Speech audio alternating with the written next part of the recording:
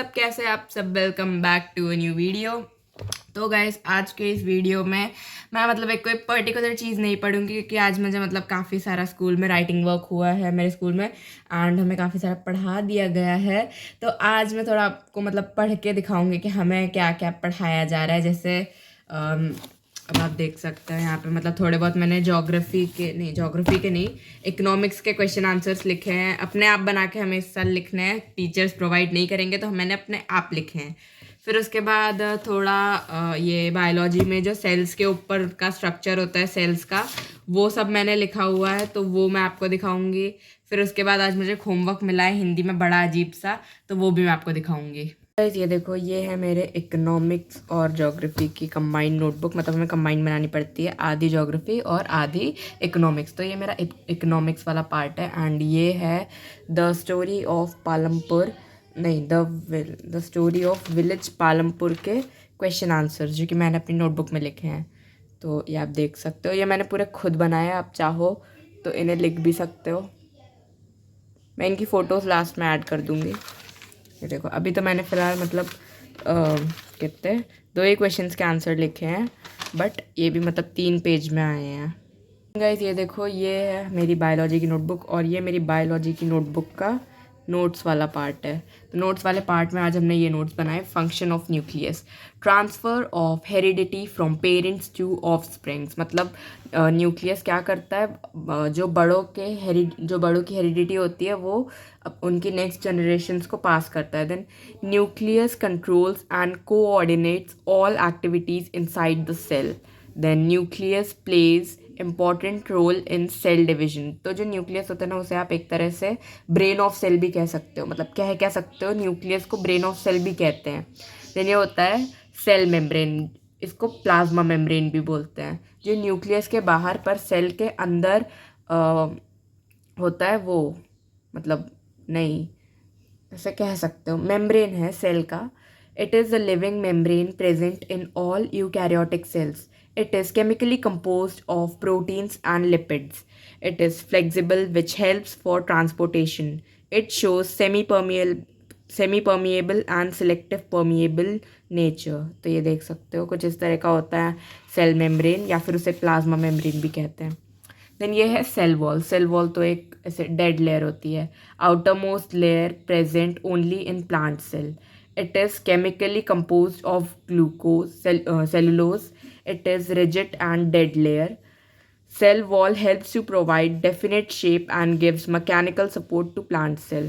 तो ये देखो, ये शेप देता है, जो सेल वॉल होती है ना, वो सेल को शेप देती है। तो ये होता है cytoplasm. It is a fluid present between nuclear membrane and cell membrane. Various microbodies are embedded inside the cell cytoplasm.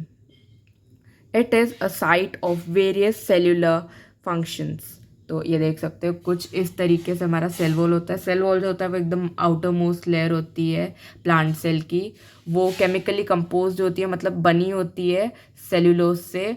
वो थोड़ी रिजिड होती है, और एक डेड लेयर होती है, मतलब कोई लिविंग लेयर नहीं होती, मतलब फ्री इन नेचर होती है। उसके आर पार कोई भी मतलब जा सकता है। अब हम तो क्या ही जाएंगे, हम तो काफ़ी बड़े हैं, वो काफ़ी छोटी होती है, बट जो पार्टिकल्स होते हैं वो उसके आर पार जा सकते हैं, क्योंकि वो एक डेड लेयर है। देन वो जो सेल को शेप और मैकेनिकल सपोर्ट देती है, और ये प्लांट सेल में होता है सेल वॉल। ये देख सकते हो साइटोप्लाज्म। साइटोप्लाज्म वो प्लाज्म है जो मतलब न्यूक्लियर मेम्ब्रेन और सेल मेम्ब्रेन के बीच में होता है। तो और थोड़ा पढ़ते हैं सेल मेम्ब्रेन। सेल मेम्ब्रेन में अब ये देखो, it is a living membrane present in all eukaryotic cells. तो जो यूकैरियोटिक सेल्स होते हैं, मतलब जो फुल्ली डेवलप्ड होते हैं, उनके अंदर ये मेम्ब्रेन होती है, लिविंग मेम्ब्रेन होती है। देन उसके बाद ये केमिकली कंपोज, मतलब बने हुए होते हैं प्रोटीन्स और लिपिड्स से। एंड ये फ्लेक्सिबल होते हैं, जो ट्रांसपोर्टेशन में हेल्प करते हैं अपनी फ्लेक्सिबिलिटी से। देन ये 2 तरह के नेचर दिखाते हैं, semi permeable and selective permeable.